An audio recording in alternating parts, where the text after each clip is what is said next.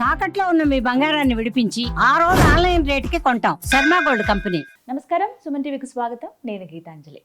2026వ సంవత్సరంలో ద్వాదశ రాశుల వారి జాతక ఫలితాలు ఏ విధంగా ఉండబోతున్నాయి తెలుసుకుందాం. వివరించేందుకు ప్రస్తుతం మనతో పాటు ఉన్నారు భారతీ శంకరపీఠం వ్యవస్థాపకులు, ప్రముఖ ఆధ్యాత్మికవేత్త బ్రహ్మశ్రీ అన్నవరపు తిరుపతిమూర్తి అవధాని గురువు గారు. వారితో మాట్లాడదాం. గురుగారు నమస్కారం అండి.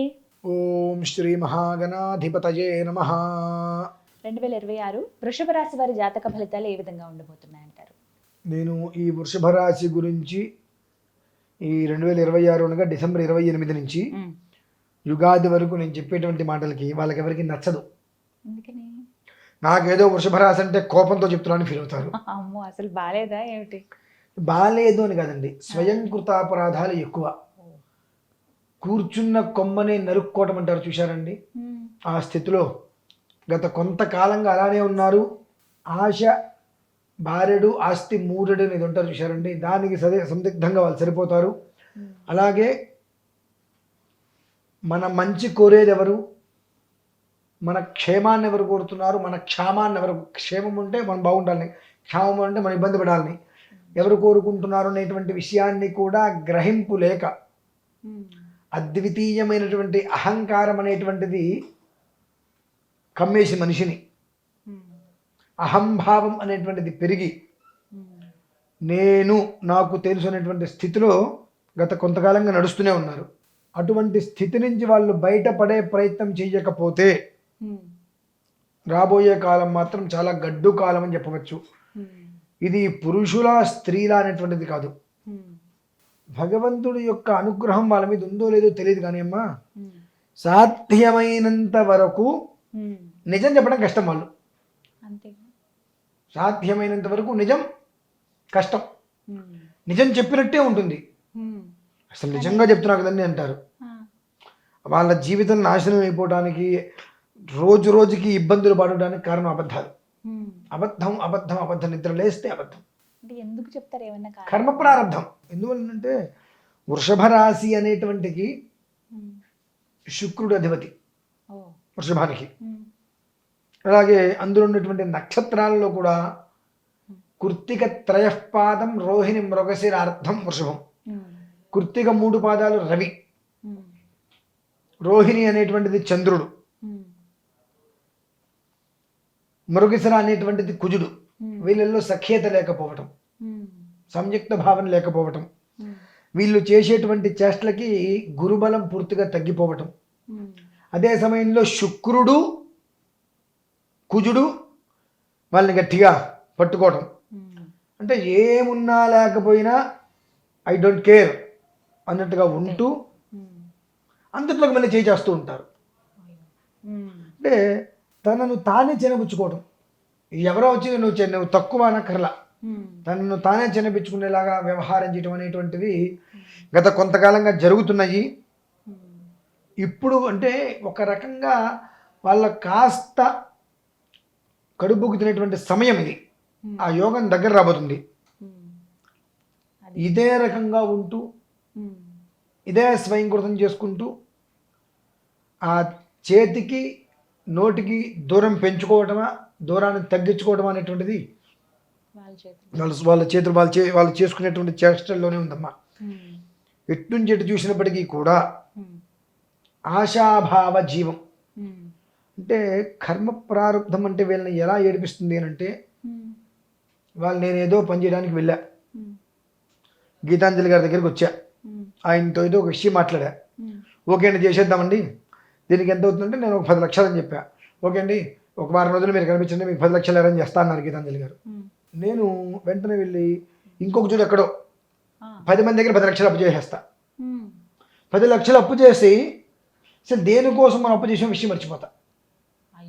అంటే 10 లక్షలు ఒకేసారి రావట్లేదు కదా, వీళ్ళ దగ్గర 1 లక్ష, మళ్ళీ 2 రోజులు వాళ్ళ దగ్గర 1 లక్ష, ఈ 1 లక్ష తీసుకునేప్పటికి ఈ 2 రోజులు ఏదో ఒక ఖర్చు కింద అయిపోతున్నాయి. ఈ 10 లక్షలు ఖర్చు అయిపోయినాయి. 11 రోజు గీతాంజలి గారు వచ్చిన తర్వాత వీళ్ళు మాట్లాడేటువంటి పరిస్థితులలో గబిక్కిని ఏదో ఒకటి, దీంట్లో మీకు ఇది ఉంటుందండి అది ఉంటుందని చెప్పేటప్పటికి ఆ గీతాంజలి గారికి డౌట్ వస్తుంది, ఇది ఏదో తేడాగా ఉంది, దీనివల్ల మనం ఇబ్బందులు పడతాం. సో కాబట్టి నేను ఇప్పుడు కాదు, దీని తర్వాత ఆలోచిస్తా అంటారు. ఈ 10 లక్షలు అప్పు చేసేసరికి తీసుకొని ఇరుక్కోవటమే. అంతే. ఇంకా ఇటువంటి తత్వం అది 10 రూపాయలైనా కావచ్చు కాక. అదేంటంటే గీతాంజలి గారు ఇస్తాన్నారు అంటే ఎప్పుడు ఇస్తా అన్నారు, అన్నీ ఏర్పాటు చేసుకో, నేను మళ్ళీ వచ్చి కూర్చుంటా, అంతా ఒకే నేను స్పాట్లో ఇస్తా అన్నారు. ఇప్పుడు నువ్వేం చెప్పావు, అన్నీ వినలా, స్పాట్లో ఇస్తా అన్నమాట మాత్రం విని నువ్వు చేయాల్సిన పనులు మొత్తం చేసేసావు. ఆయన ఏం చేస్తారు, అసలు వీళ్ళెవరు తెలియాలి కదా, ఈ 10 రోజులు అసలు వీళ్ళు ఏంటి, వీళ్ళ విధానం ఏంటి అని చెప్పి వాళ్ళ మనుషులకు ఏదో అప్పచెప్తారు. వీళ్ళు చేసేవన్నీ కనిపించినాయి.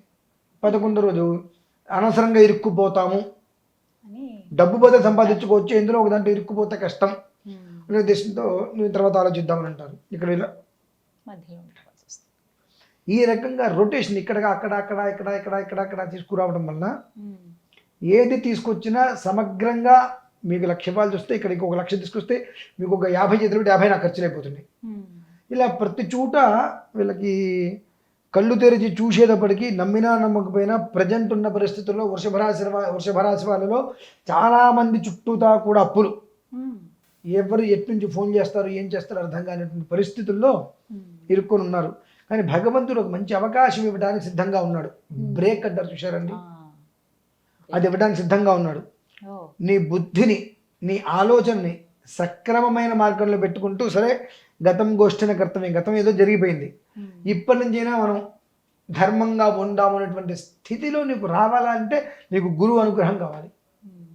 గురువు అనుగ్రహం కావాలంటే బృహస్పతిని ఆరాధించాలి. అలాగే సుబ్రహ్మణ్యేశ్వర స్వామి వారి యొక్క అనుగ్రహం కూడా నీ మీద లేకపోవటం చేత చంద్రుడు నీచబడ్డాడు, కుజుడు శుక్రుడు బలపడ్డారు, బృహస్పతి నీచబడ్డాడు, రవి సక్రమంగా లేడు.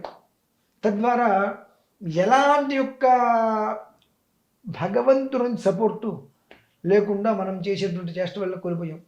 రాబోయే రోజులు వాళ్ళకి కాస్త కడుపుకి అన్నం తినేటువంటి స్థితి భగవంతుడు కల్పించబోతున్నాడు. కనుక కాస్త జాగ్రత్తగా ఉండి ఆలోచించుకొని బృహస్పతి స్వామి వారు ఎవరైతే గ్రహం ఉందో ఆ గ్రహానికో దక్షిణామూర్తికో అర్చన చేసుకుంటూ సుబ్రహ్మణ్యేశ్వర స్వామిని పట్టుకోగలిగితే బయటపడేటువంటి అవకాశాలు ఉన్నాయి. లేదా ఈశ్వరేచ్ఛ, మన చేతులు ఏం లేదమ్మా.